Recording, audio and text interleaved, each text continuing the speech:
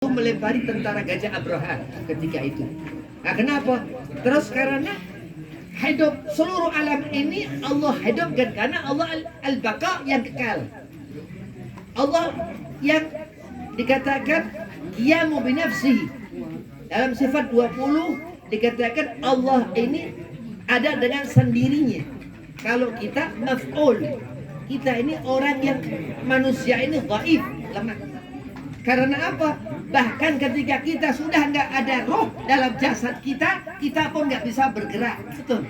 Begitu kita merasakan mati, sakaratul maut, begitu disanding malaikatul maut, apa yang kita rasakan? Sakit itu sabatan pedang 70 kali kala Rasul Nabi mengatakan. Seperti itu sakitnya ketika kita meninggalkan dunia ini. Kenapa? Karena tulisan sudah Allah tentukan fil lauhil mahfuz. Nah, iya. Sudah Allah adakan segala sesuatunya di dunia ini. Berarti kita apa haram kita nggak nerima. Harus mengatakan inna lillahi wa inna ilaihi raji'un. Semua berpulang kepada Allah. Karena apa? Allah menjadikan segala sesuatu yang hidup karena akan ketemu mati. Pasti yang susah akan menjadi senang. Ya, yang nggak ngerti akan menjadi ngerti. Orang yang nggak ngerti akan menjadi ngerti. Itu sifat Khaliq Allah subhanahu wa ta'ala. Allah katakan lau anzalna hadzal Qur'an ala jabalin la ra'aitahu. Andai kata Allah turunkan Al-Qur'an itu an-nur di atas gunung, itu gunung akan guncang. Kenapa? Karena al-latif, lembutnya Allah subhanahu wa ta'ala.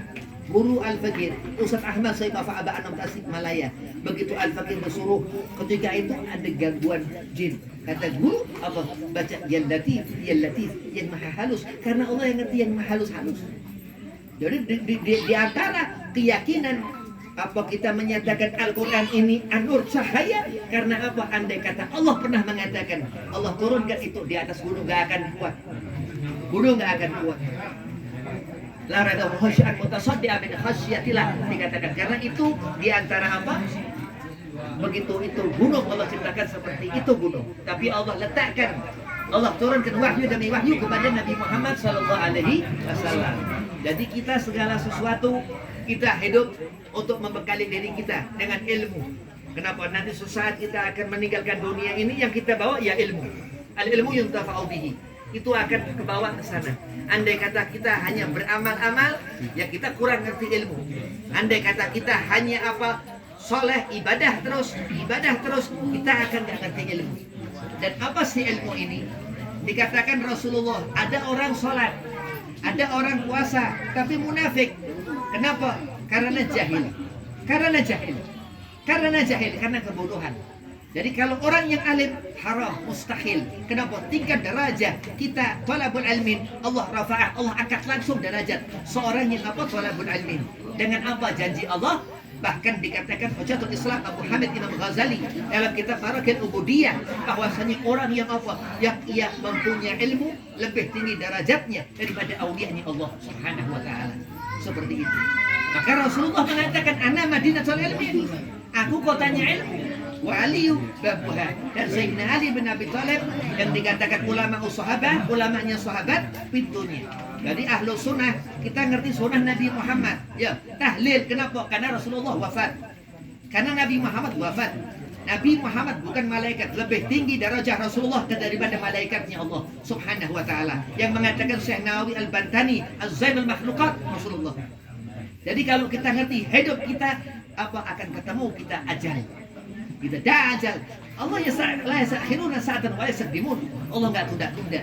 Di saat kita akan menemui mati, ya kita akan mati. Tapi kita meminta kepada Allah tawil umur, panjang umur, banyak rezeki, senang dunia akhirat. Kenapa? Karena Allah Al-Latif, Allah yang maha mengetahui yang halus. Andai kata Allah berkehendak sesuatu keburukan kepada kita, mustahil, haram. Itu sifat jaiz, mustahil buat Allah. Kenapa? Karena selalu orang yang beruntung, yang di hatinya hidup al-ilmu. Man billahi bihi khairan yufaqihu fid din. Dalam satu hadis qudsi Allah berkata kepada Nabi Muhammad SAW, siapa yang Allah kehendaki akan kebaikan, tanda-tandanya orang itu ngerti ilmu agama. Itu pentingnya ilmu.